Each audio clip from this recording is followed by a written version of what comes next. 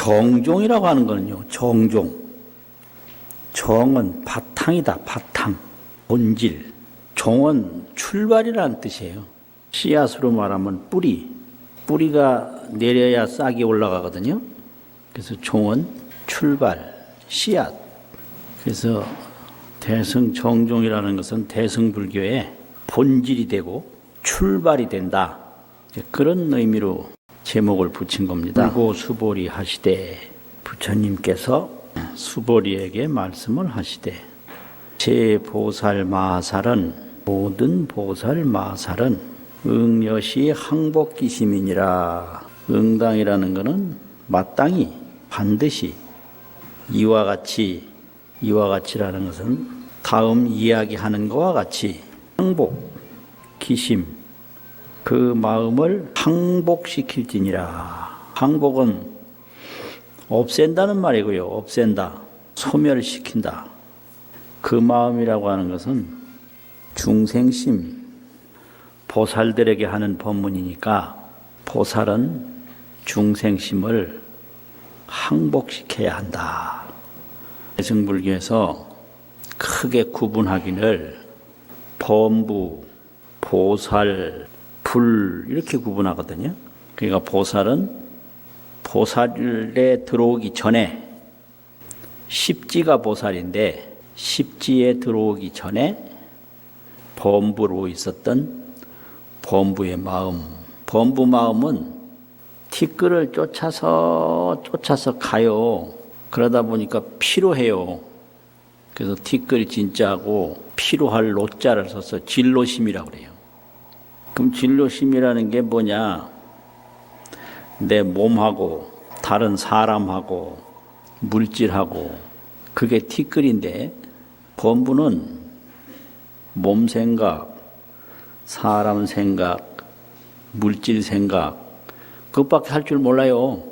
그러면 보살은 뭐냐? 보살은 현견진여라고, 이 티끌이 아닌 진여 불성이 있는데, 정멸실상, 생멸 없는 정멸이요, 허상이 아닌 실상이요, 참 그대로요, 진여요, 또 항상 비춰서 아는 불성이다. 그거를 나타날 현자, 볼견자, 현견하는 것이 보살이에요. 그러면 이 초지보살이 진여불성을 본 것의 특징은 평등불성을 본 거예요. 아직 차별 쪽에는 못 올라가요. 삶과 죽음이 평등하고, 보이는 것과 보이지 않는 게 평등하고, 평등한 몸, 평등신, 평등불성.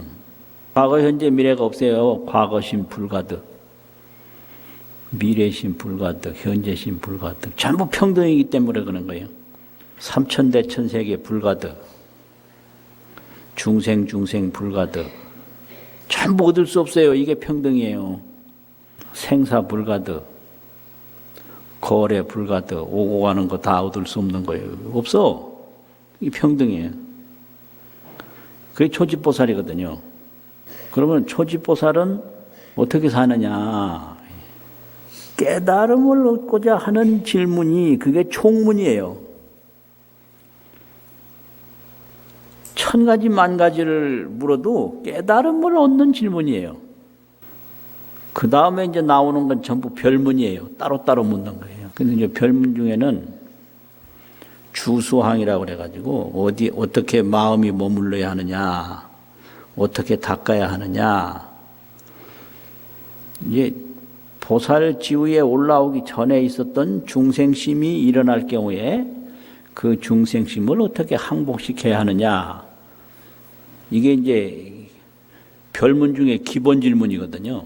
이제 기본적인 것이 주수항인데, 보살이 머무르는 곳, 마음이 머무르는 곳은 어디냐? 머물주. 중생들은 티끌에 머무는데 보살은 어디에 머무냐 이거죠. 발심을 물었는데 그 발심이 한마디로 말하면 머물주자고요. 그 발심을 조금 더 자세히 말하면 사종심심이라고 그래요. 일보리심, 사종심심. 그게 이제 오늘 경문입니다. 사종심심 중에 첫 번째는 광대심인데요. 넓을 광, 큰데, 넓고 큰 마음인데, 어떤 것이 넓고 큰 마음이냐? 소유 있는 바 일체중생의 무리요. 일체중생에는 여러 가지 무리가 있는데 난생과 태생과 습생과 화생과, 이게 이제 형태별로 구분하면 이렇게 되거든요. 알로 난다든지 태로 난다든지 습으로 난다든지 화해서 난다든지, 또 유색과 무색과, 약자는 전부 어조사고요. 색깔이 있는 중생, 색깔이 없는 중생, 유상 무상, 생각이 있는 중생, 생각이 없는 중생, 약 비유상 비무상, 생각이 있는 것도 아니고 생각이 없는 것도 아닌 이러한 중생들을 이제 초지에 올라오기 전에 범부지우에서는 이렇게 중생을 형태나 또는 그 능력으로 구분을 하니까 이렇게 구분을 자세히 하는데요. 그래서 이제 이러한 중생을 보살은 어떻게 해야 되냐. 이게 일체 중생을 다 생각하니까 이걸 광대심, 광대심심이라고 그래요. 광대한, 넓고 큰 깊은 마음이다. 이게 이제 사종심심인데 첫 번째 광대심심. 이런 중생을 어떻게 할 거냐. 뭐 조그마한 이익을 주는 게 아니라 악에 내가 다 영입 들어가게 하는데, 어디로 들어가게 하느냐. 무여열반에 들게 하여. 무여열반, 최고의 열반. 장애는 하나도 없고 지혜와 덕성이 원만 구족한 그런 열반에 도달하게 하리라. 그렇게 마음을 갖는 게 초지보살의 제일심심이다. 가장 높은 깊은 마음이다. 이게 광대심심, 제일심심. 이제 그 다음에는 여시멸도, 무량무수, 무변중생하되, 이와 같이 한량이 없고 셀 수 없고 끝이 없는 중생을 멸도, 열반이라는 저 피 안에 도달하도록 하였다 하더라도, 실무 중생이 득멸도자니라.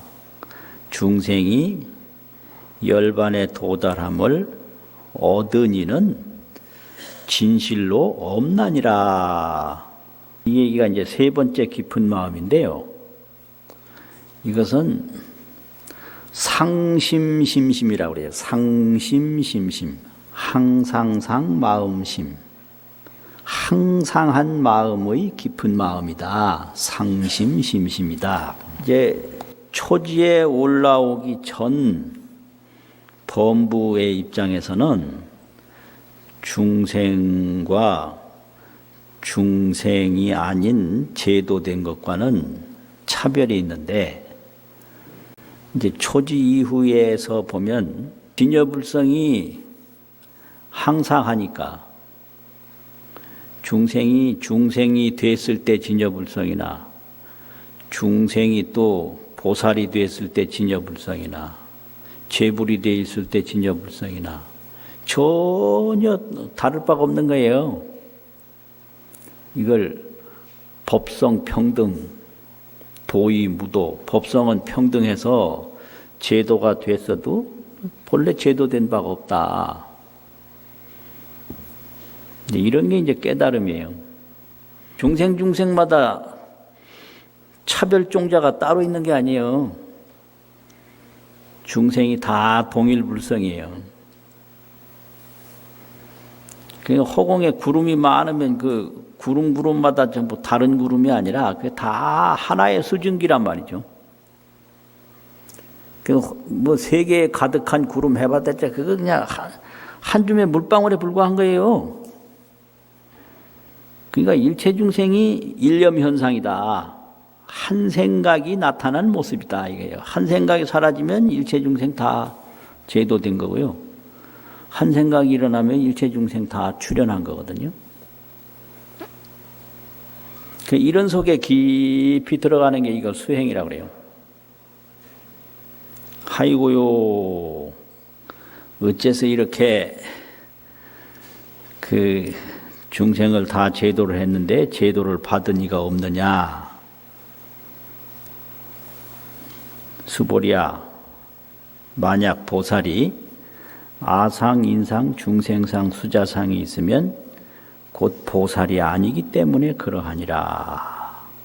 보살은 아상, 인상, 중생상, 수자상이 없기 때문에 중생을 제도했다, 제도받은 중생이 있다, 이런 생각은 할 수가 없다는 거예요. 법이 아닌 걸 거론해서 거론할 거 아닐비, 아닌 걸 거론해가지고 옳은 거를 나타내는 문법이다. 이게 이런 문법이. 보살은 아상인상, 중생상, 수자상이 없다 이러면 될 텐데 아상인상, 중생상, 수자상이 있다면 보살이 아니다. 이거는 건 아닌 거, 나쁜 거 이걸 또 거론해서 좋은 거를 나타내는 문장 구조다 이거죠. 중생을 제도했다, 제도받을 또 중생이 있다, 이거는 초지에 들어오기 전 생각이고, 초지에 들어온 보살은 그런 생각을 전혀 할 수가 없다. 근데 여기서 이제 무슨 문제가 있느냐면요, 오온신상에 종종 집착을 해서 망상분별로 이 몸이 뭐 어떻고, 조상은 누구고, 뭐 앞으로 어찌 될 거고, 무엇이 어떻고, 뭐 이렇게 온갖 그 망상으로 분별해가지고 그걸 이지우유하라, 그것으로서 나라고 한다. 이렇게 온 신상을 나라고 하는 게 이게 범부아예요. 범부아는 온 신상하다. 이거 빼놓으면 나라고 할 수가 없잖아요. 깨달음을 얻으면 나라는 게 달라져요. 절대평등, 구경평등, 진여불성, 그게 난 거예요. 그러니까 이 몸이 사라지고 늙고 말고 하는데 아무 관심이 없어요. 그래야 깨달은 거예요. 몸 걱정, 사람 걱정, 물질 걱정하면 이게 못 깨달은 거예요. 이런 얘기 자꾸 하면 민망스러워요. 전부 그 걱정하고 사는데 그럼 옳지 않다고 그러니 다 옳지 않으면 그럼 어쩌란 말이에요. 네? 될 소리를 해야지. 나라는 게 달라져요. 깨닫기 전에는 이 몸을 나라고 한단 말이에요. 그런데 깨달은 후에는 진여불성을 나라고 한다 이거예요. 그러니까 이 몸이 어떻게 되는 데는 전혀 공포가 없어요. 그래서 초지보살이 되면 공포심이 다 사라져요. 공포는 다 몸을 중심으로 나오는 거거든요. 몸에서 자유로워지면 공포가 없거든요. 범부, 보살, 열애, 이거를 이제 비유로 말하는데, 보살 초발심이 이렇게 사종 심심을 일으키면 여기서부터 초승달이 돼가지고 점점점 이제 공덕이 원만해져서 무상정각, 안욕따라 삼맥삼보리를 성취한다. 이렇게 가르치는 게 금강경인데 오늘은 그 첫 번째 부분이에요.